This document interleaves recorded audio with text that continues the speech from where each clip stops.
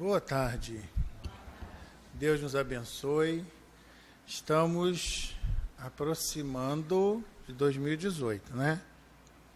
Então, isso significa que a gente tem que dar uma olhadinha em 2017 e ver se a gente conseguiu alcançar alguns dos objetivos que nós traçamos para 2017. Fazer uma revisão e preparar os objetivos para 2018. Assim, vai terminando o ano, a gente vai aproveitando essa contagem terrena para poder renovar os nossos objetivos, realinhar os nossos projetos. Hoje em dia só se fala em plano de ação, não é? Então nós temos também que estar trabalhando os nossos planos de ação. Mas, na tarde de hoje, nós vamos conversar sobre um tema que é um tema delicado, bonito, instigante, que é a nossa proposta de reconciliação com o adversário. Aí tem gente que pensa assim, mas isso é fácil, né? Reconciliar com o adversário é fácil. Às vezes é ele que não quer reconciliar com a gente, mas a gente está tentando. Mas às vezes a gente não está tão empenhado assim. E às vezes também a gente está criando confusão desnecessariamente. Então a gente vai tentar refletir um pouco sobre esse assunto. E no mês de dezembro a gente costuma parar um pouquinho das nossas reflexões rotineiras, que são sobre o Livro dos Espíritos aos domingos e sobre o Evangelho às sextas, e a gente tem sempre uma obra para poder analisar. E a obra desse mês é do livro Notícias do Reino, que são considerações de algumas passagens à luz da doutrina espírita, um livro da FEB de João Moutinho. E o texto a ser refletido é a lição número 5 desse livro. São duas passagens de Mateus, do Evangelho de Mateus, no capítulo 18, um no versículo 15 e outro no versículo 18. Quando ele fala assim: disse ainda Jesus, se teu irmão pecar contra ti, vai arguí-lo entre ti e ele só. Se ele te ouvir, terás ganho teu irmão. Se, porém, não te ouvir, toma contigo uma ou duas pessoas, para que diante das testemunhas todo o entendimento se restabeleça. E depois ele fala assim: em verdade vos digo que tudo que ligardes na terra terá sido ligado nos céus, e tudo que desligardes na terra terá sido desligado nos céus. Bom, aí acompanhando o texto do Evangelho que o Vinícius leu, acompanhando as considerações desse companheiro que a gente vai trabalhar juntos agora, alguns pensamentos, algumas perguntas, alguns questionamentos nos vêm à mente. Por exemplo, por que é que nós temos tantos adversários e não companheiros de caminhada que pensam e agem diferente da gente? A gente poderia conviver mais pacificamente com as diferenças, sem entrar no litígio, no atrito, dando ao outro o mesmo direito que a gente gosta de pedir para que a gente tenha as nossas próprias escolhas, para que a gente siga a nossa vida do jeito que a gente pretende, mas a gente sempre acaba entrando em atrito. Onde será que está o papel nessas contendas do ciúme e da inveja? Onde será que está o espaço que nós destinamos para mágoa e ressentimento? e para o orgulho e egoísmo. Outra coisa que nos chama muito a atenção, porque é que à medida que a gente cresce, vai ficando rapazinho e adulto, a gente deixa de se comportar como aquela criança que teve aquele probleminha na hora e 2 minutos depois já não sabe nem o que aconteceu, dá a mão ao amiguinho e volta a brincar. Não se sente ofendido e nem procura ofender.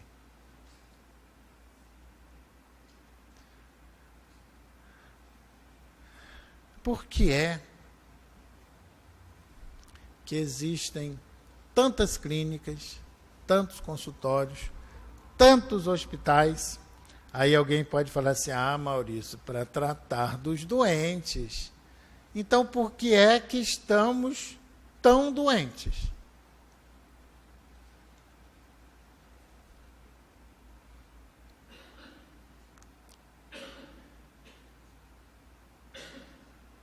A negligência do hoje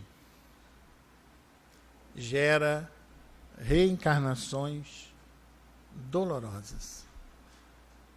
Olha só. A negligência nossa de hoje gera reencarnações dolorosas. O que isso significa? Que as nossas dores de hoje, os nossos problemas, as nossas dificuldades, em sua maioria, vêm das negligências que praticamos no ontem. Porque existe uma lei natural de consequência. Então, se já somos sabedores hoje que as coisas funcionam dessa forma, o que é que estamos fazendo para evitar gerar dificuldades para o amanhã? Vinícius acabou de ler para a gente, no Evangelho, uma coisa muito interessante. Ele leu sobre os inimigos desencarnados, dizendo que a morte apenas livra da nossa presença o inimigo apenas da presença material dele, mas que ele continua vivo e mais chateado, mais enfurecido e às vezes com vontade até de sentar para bater um papinho com a gente. É assim que o inimigo faz? Vamos marcar uma hora para a gente conversar? Não.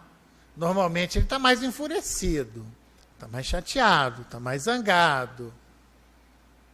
Ora, então o que isso significa para a gente? Que a morte não transforma as pessoas. Simplesmente dá mais liberdade às pessoas. Porque elas estão sem o corpo de carne e agora têm mais liberdade para se movimentar, para transitar de um lugar para o outro. E ainda ouvimos, nos dias de hoje, algumas pessoas falarem que bandido bom é bandido morto. Não é verdade. Quem é o bandido? É um irmão nosso de caminhada que está equivocado. Quando nós o retiramos do nosso convívio, sem esclarecer e sem tentar sensibilizá-lo a mudar de postura e de comportamento, a atitude dele permanece a mesma. Só que agora com mais fúria. Então a doutrina esclarece para a gente que a morte é apenas a morte do corpo. Porque somos espíritos imortais. Temos uma trajetória antes dessa experiência e iremos continuar por muito e muito tempo ainda no nosso processo de aprendizado. E aí, a gente começa a pensar sobre algumas fontes geradoras de adversário, não é? Precisamos pensar nisso. Aí a gente reflete assim, nas empresas, as disputas que existem na empresa por cargo, comissão, promoção, vantagem, não é uma área de atrito? Não é uma área de desavença? Nem sempre as coisas acontecem de forma organizada, de forma responsável. Vez por outra, não tem sempre um ou outro tentando passar a perninha no seu colega? E a Rádio Tamanco, que funciona nos corredores das empresas? Olha, você viu fulano que fez? Você viu fulano que deixou de fazer? E a conversa de bastidor? E nos relacionamentos? E nas amizades? Nós temos sido fiéis, organizados, educados, sinceros em todos os nossos relacionamentos? Ou será que a gente imagina que só porque o nosso amigo, o nosso namorado, a nossa namorada, esposa, marido, não importa, não está vendo o que a gente está fazendo, ele não sabe o que a gente está fazendo? Ou que quando ele deixar o corpo, ele não vai ter acesso àquilo que aconteceu? E aí, como é que ele estará de posse dessas informações? Porque, segundo a doutrina, nós não estamos sozinhos em momento algum, nem em lugar algum. Tudo está no registro. E nas famílias? Quanta confusão nas famílias. Ciúme, posse, mando. Não é? Olha só, tudo isso são zonas de atrito, fonte geradora de adversário. E na desconfiança, na falta de respeito, na mentira, na hipocrisia, no adultério de todas as formas, nas promessas não cumpridas. Aí a gente vai, né, viajando por uma série de situações corriqueiras, geradoras de conflito e de possíveis adversários. O texto nos convida à reconciliação com o adversário. Mas antes de reconciliar, nós precisamos saber o que é que estamos fazendo para que a gente não consiga mais adversários do que amigos. A proposta é a aproximação daqueles com quem a gente está tendo problema. Mas para isso a gente precisa se educar, se policiar, para não gerar problemas futuros. E o livro citado traz algumas colocações muito interessantes para a gente. Quando o autor fala assim, somente elevada conscientização da imortalidade, não é certeza da imortalidade. Não basta eu bater no peito, não, eu sou espírita. Acredito na imortalidade da alma. Acredito na reencarnação, mas ainda não tomei consciência, não me apropriei dessa verdade. Somente elevada conscientização da imortalidade, da reencarnação e da lei de causa e efeito confere ao homem a determinação inadiável de perdoar sempre que ofendido. No ato, no momento, sem levar aquele restinho de pólvora para casa. Porque muitas vezes a gente tem uma zona de atrito na empresa, na escola. E quando chegamos a casa, não sabemos por que estamos tão irritados, descontamos em quem? Naquele que estiver na nossa frente, né? Ou na esposa, ou no marido, ou no filho, que paga o pato sem saber o porquê que está pagando. E nem pato ele tem.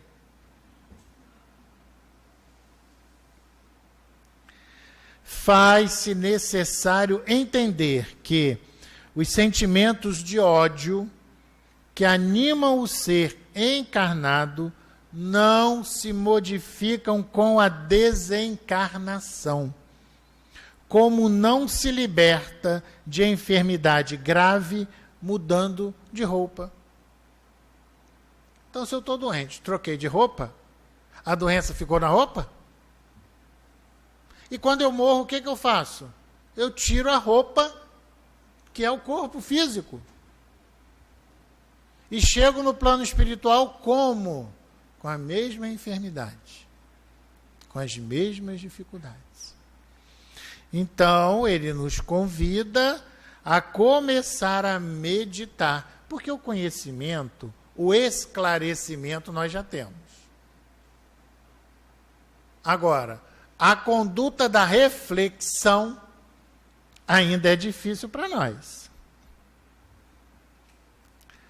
Ódio ou amor constituem, respectivamente, alicerce a enfermidade ou a saúde, a tristeza ou a alegria, hoje e amanhã, de conformidade com as anotações que forçosamente figuram nas páginas da consciência.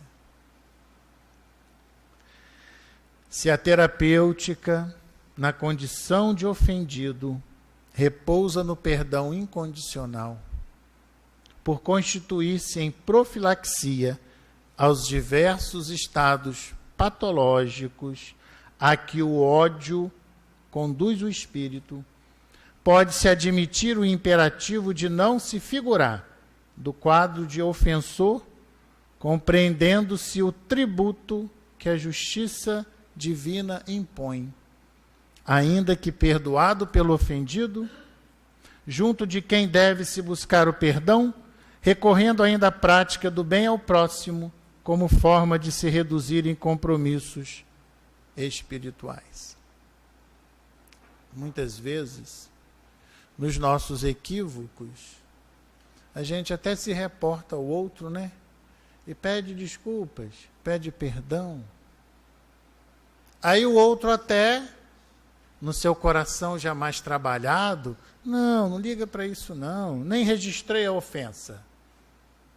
Está liberado, está perdoado.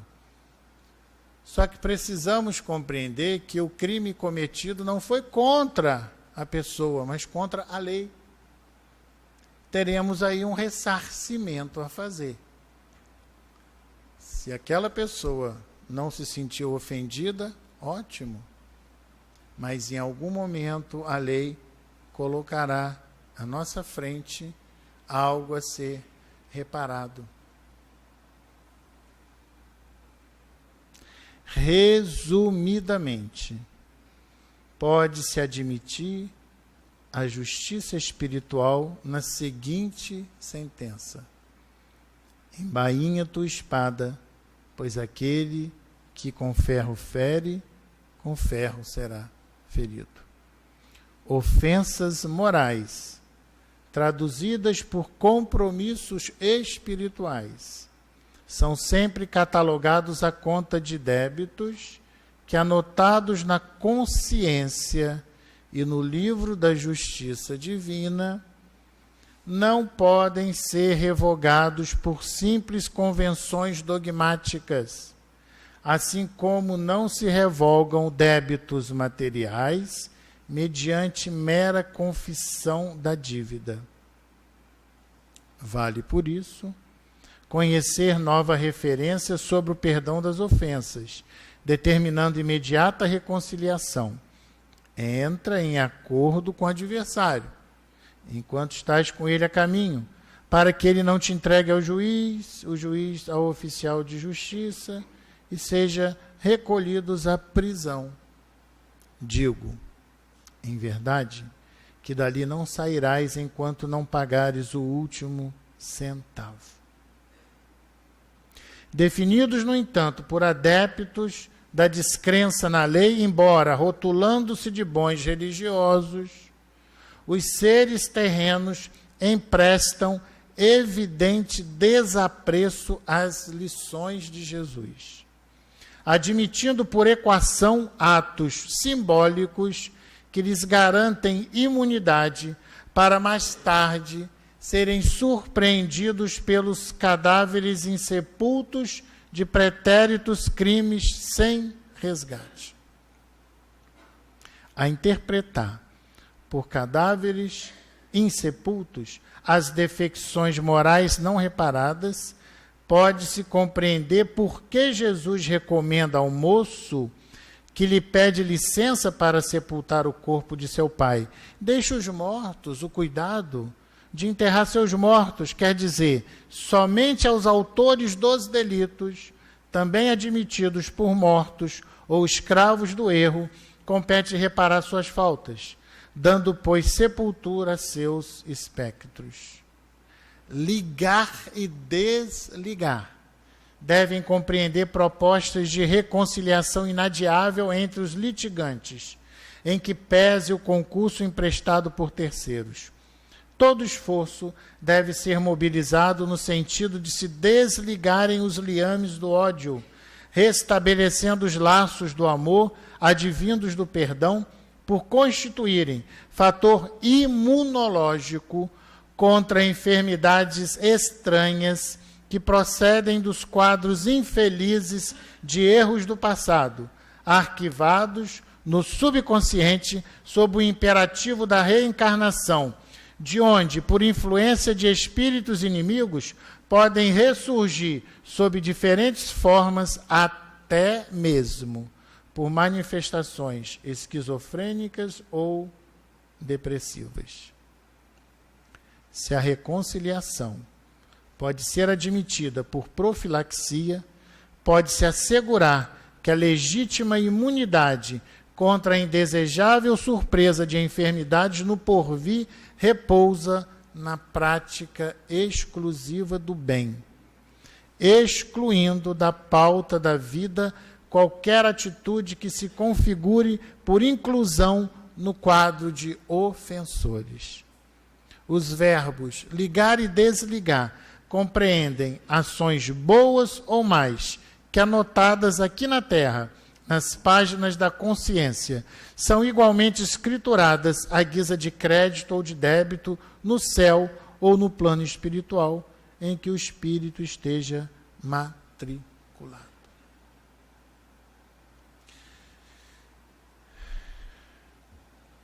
Parece que temos uma tarefa enorme pela frente. Se somos espíritos, e se enquanto espíritos imortais, e se a alma realmente existe, e se ela é imortal, se ela é individual, ela é responsável pelos seus atos. E o tempo é medido de forma muito diferente. Se somos imortais, e se faz parte do quadro evolutivo voltar à Terra tantas vezes quantas necessárias para continuar o processo de aprendizado, como é que iremos reencarnar? A cada vez precisamos de um corpo, né? E parece que cada vez está mais difícil chegar na Terra, né? Porque ninguém mais quer ser mãe. Os pediatras já sumiram, né? Ninguém mais quer ser mãe. Todo mundo quer cuidar dos seus afazeres. Então a fila da reencarnação está grande. Encontrar um corpo e uma família não é tão fácil assim. E em que condições? Então, o convite que esse companheiro nos faz é para que a gente comece a refletir nos nossos atos. Estamos, sabidamente, muito distantes da santidade. Cometemos equívocos inúmeros diariamente. Mas já é chegada a hora, pelo nosso conhecimento, de ter uma postura diferenciada frente à vida.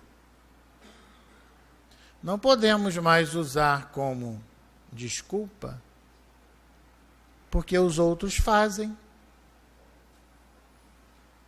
porque todo mundo faz. A cada um não é segundo as suas obras. Então, o grau de comprometimento que eu tenho é com as informações que eu possuo.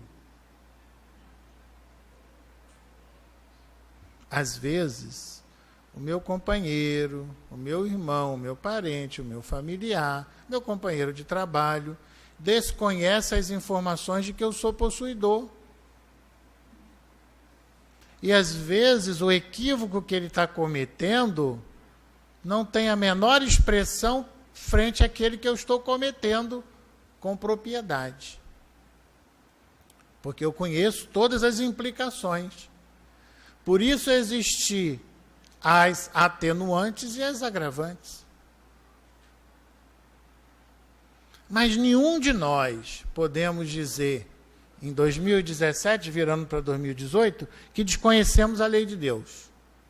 Podemos dizer que optamos por não segui-la. Podemos dizer isso. Mas que desconhecemos, nenhum de nós pode dizer isso. Porque não é a primeira vez que estamos na Terra. Já passamos por inúmeras experiências. E por mais que a gente tente fugir, somos filhos de Deus. E essa ligação que temos com o Pai nos permite, só nós sabemos, né? Naquele momentinho de dor e de aflição, que a gente para pensar. Porque às vezes, quando os ventos materiais estão soprando a nosso favor, a gente não tem muito tempo para pensar, não. Está tudo dando certo. Até o erro que a gente faz dá certo. Rende fruto e benefício. Aí a gente tem algum motivo para mudar? Não, está tudo dando certo. Mas como tudo na vida é uma questão de tempo, chega uma hora que aquilo que estava dando tão certo assim passa a não dar tão certo assim. Claro que nesse momento a gente corre para buscar um culpado, né? Tem sempre alguém culpado pela nossa má sorte, pelo nosso insucesso. Isso é coisa do presidente que inventou. Isso é coisa do governador. Pode ver que foi o prefeito que mexeu em alguma coisa lá e que acabou sobrando para mim. Mas espera um pouquinho. Vamos voltar. Se Deus existe, e se eu acredito que Deus existe, então não pode ter injustiça.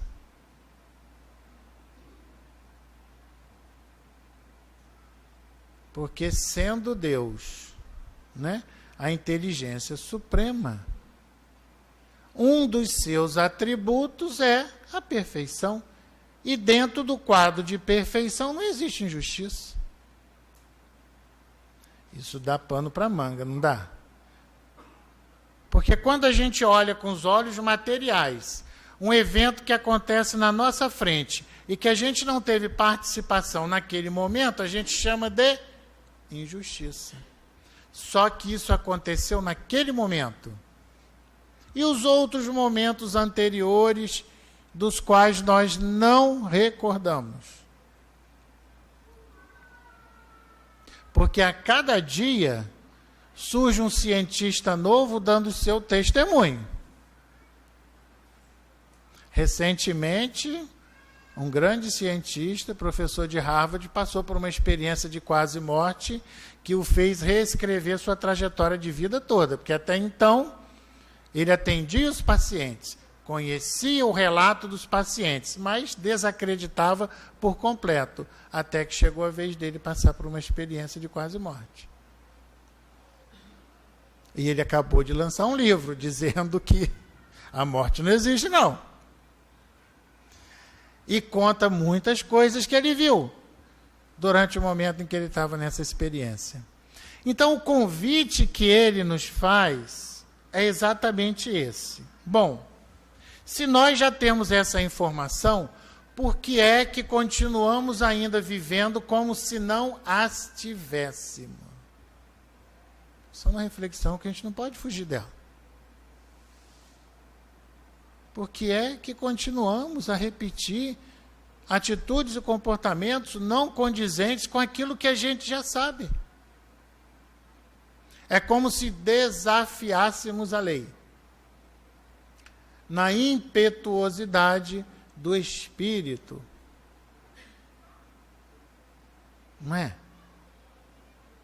Então, estamos aí, chegando ao Natal, chegando à virada do ano, 2018, aí a gente vai, faz os nossos projetos, prepara uma série de coisas que a gente quer conquistar.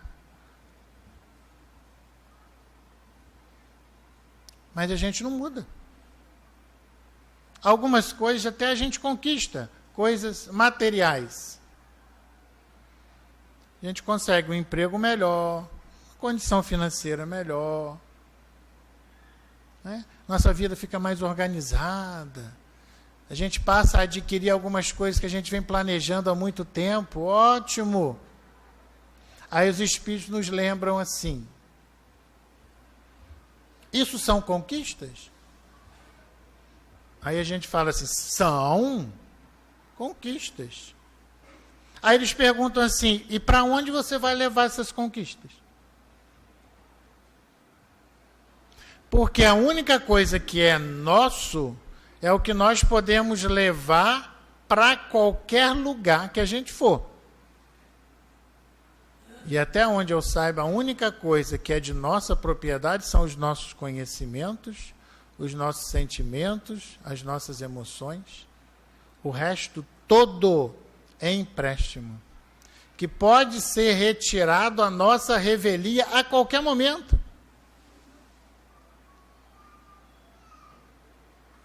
Pai e mãe é empréstimo. O carro, a casa é empréstimo. Um bom emprego é empréstimo. A saúde física é empréstimo. Então, o investimento é no espírito. Claro que temos obrigações com o mundo material. É nosso dever continuar nos aprimorando, estudando, dando mais qualidade ao nosso exercício de atividade, seja ele qual for. Isso é obrigação nossa. Mas isso é pouco. Precisamos investir no ser, na criatura.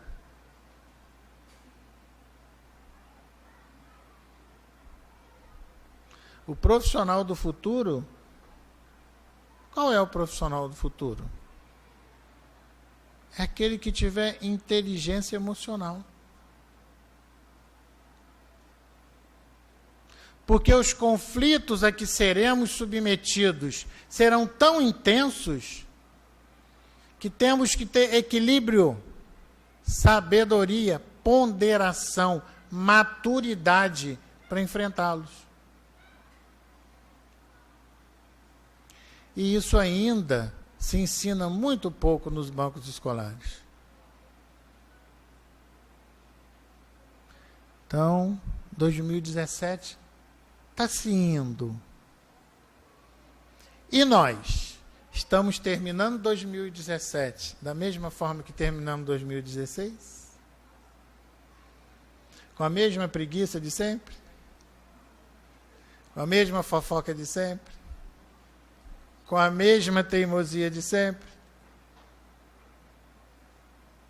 Então, mais um ano se passou e a gente não avançou? Então, essas reflexões precisamos fazer. Porque o que nos aguarda depende única e exclusivamente de nós. Que Deus nos proteja, ampare, fortaleça. Esteja sempre, sempre junto a nós. Que assim seja.